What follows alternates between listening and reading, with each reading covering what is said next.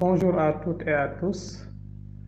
Nous allons à travers cette vidéo vous présenter un autre cours sur le dénombrement. Ici c'est la troisième partie. Il y a deux parties qui ont été déjà proposées dans cette chaîne Math Academy. Cette fois-ci on va voir les anagrammes. Donc quels sont les objectifs donc de cette partie? C'est de reconnaître les anagrammes d'un mot et de dénombrer les anagrammes d'un mot. Alors, pour ce faire, donc on va commencer par les anagrammes. On va donner donc un exemple. Voici donc le premier exemple. On vous donne donc un mot simple à trouver les anagrammes. Donc on considère ici le mot papa.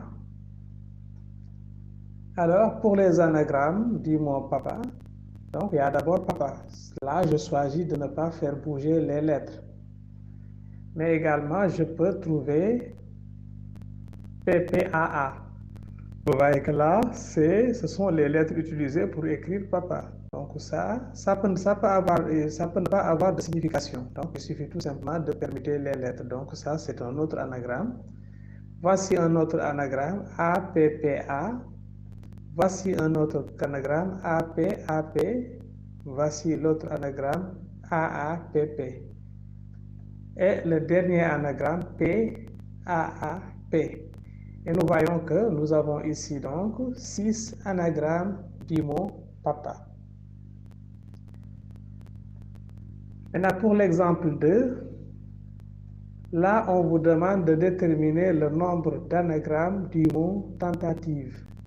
Vous voyez qu'ici on ne vous a pas demandé d'énumérer les anagrammes, c'est-à-dire donc de donner tous les anagrammes, ce sera pratiquement impossible parce qu'il y en a beaucoup, mais de trouver leur nombre. Nous allons voir donc comment on trouve le nombre d'anagrammes d'un mot. Alors donc, comme on ne connaît pas le nombre d'anagrammes du mot tentative, on va dire donc soit X, le nombre d'anagrammes du mot tentative. Et on va considérer un anagramme, soit l'anagramme, vous voyez, cet anagramme-là, c'est bien un anagramme du mot tentative. Qu'est-ce qu'on a fait? Voilà, on a dit c'est entativé. Entativé, donc vous voyez bien que si on reconstitue les lettres, on peut écrire tentative. Et vous voyez ici, on a différencié les E. Vous voyez que dans tentative, il y a deux E. Maintenant, les deux E, pour les différencier ici, je mets un E jaune et un E rouge. Il y a également 3 T. Les T aussi, il y a le T qui est vert, le T rouge et le T bleu.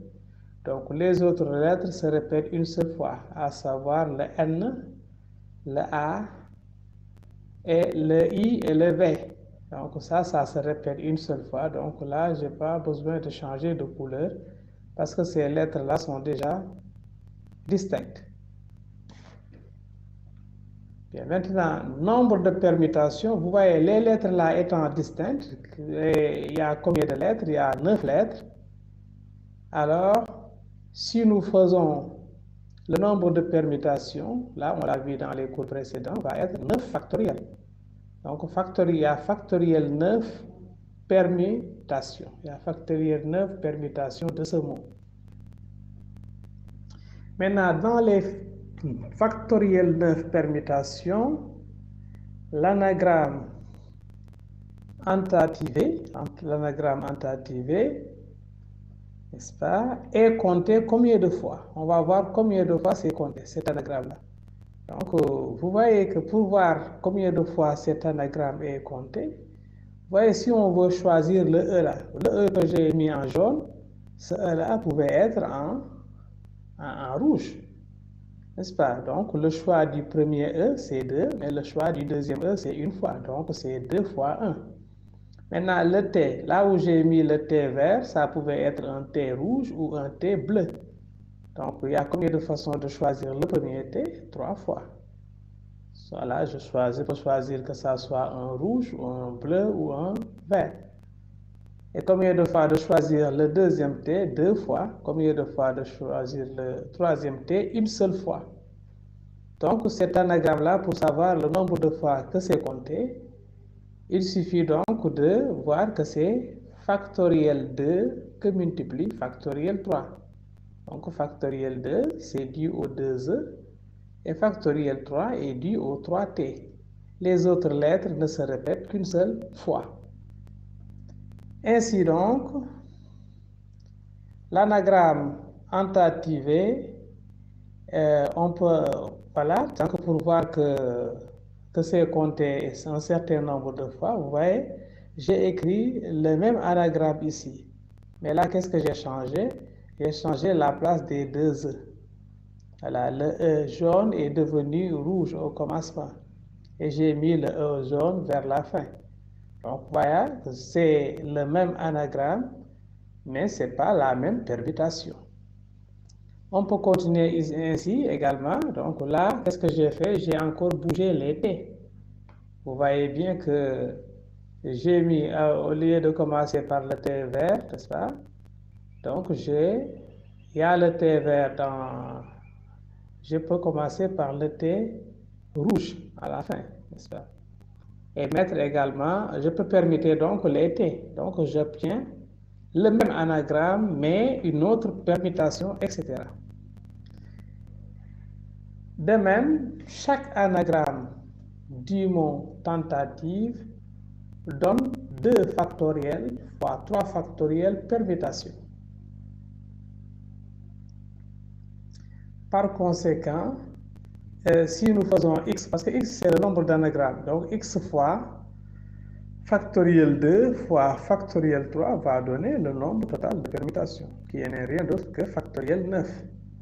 Et ceci nous permet de dire donc que x est égal à factoriel 9 divisé par factoriel 2 que multiplie factoriel 3.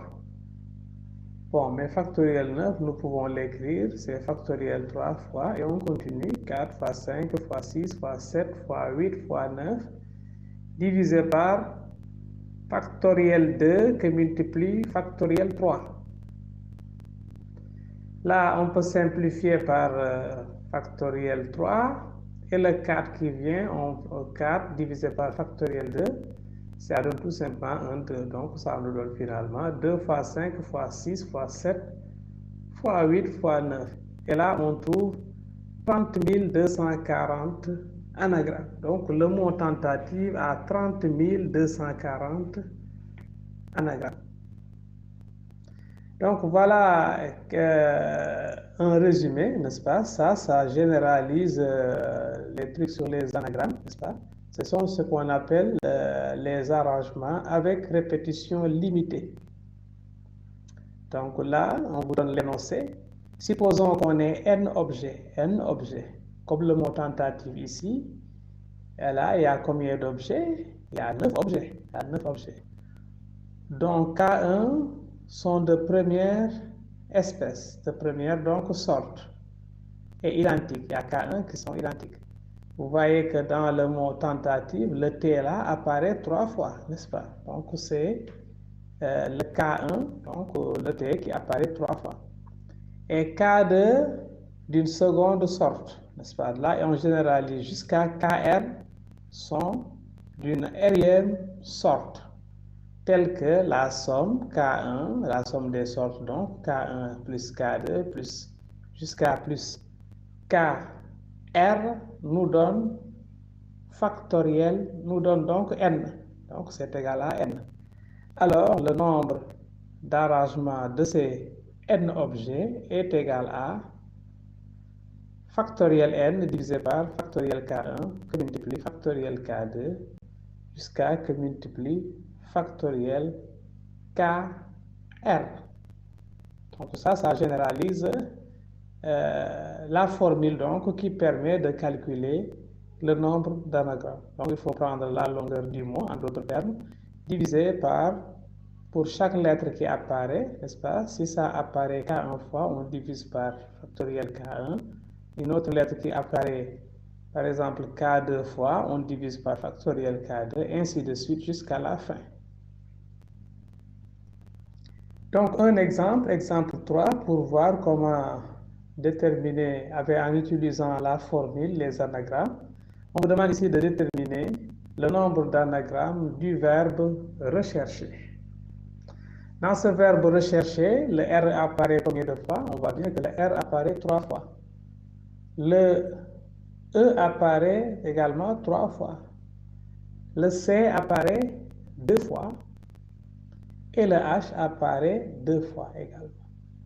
Bon, maintenant, quelle est la longueur du mot? Donc, la longueur du mot, si on compte, 1, 2, 3, 4, 5, 6, 7, 8, 9, 10.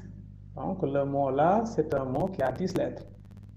Donc, si on désigne par N le nombre d'anagrammes du verbe rechercher, alors nous avons N égale donc factoriel 10 divisé par, vous voyez que le R qui apparaît 3 fois, c'est pourquoi on a divisé par factoriel 3, que multiplie, le E apparaît 3 fois, on multiplie donc par factoriel 3, toujours en dénominateur, que multiplie, voilà, factoriel de, c'est l'apparition donc du C qui apparaît 2 fois, multiplié par factoriel de, toujours en dénominateur, c'est l'apparition du H. Maintenant, on ne fait que calculer. Donc, si vous voyez factoriel 10 divisé par factoriel 3 fois factoriel 3 fois factoriel 2 fois factoriel 2, ça donne tout simplement, après simplification, 5 fois 7 fois 8 fois 9 fois 10, ce qui nous donne 25 200 anagrammes. Donc, ce mot-là compte 25 200 anagrammes. Donc, maintenant, nous savons comment, à travers donc, cette vidéo, qu'est-ce que c'est qu'un anagramme et comment dénombrer les anagrammes. Donc, dans la vidéo qui va suivre, on va voir maintenant comment on utilise ces anagrammes-là pour dénombrer.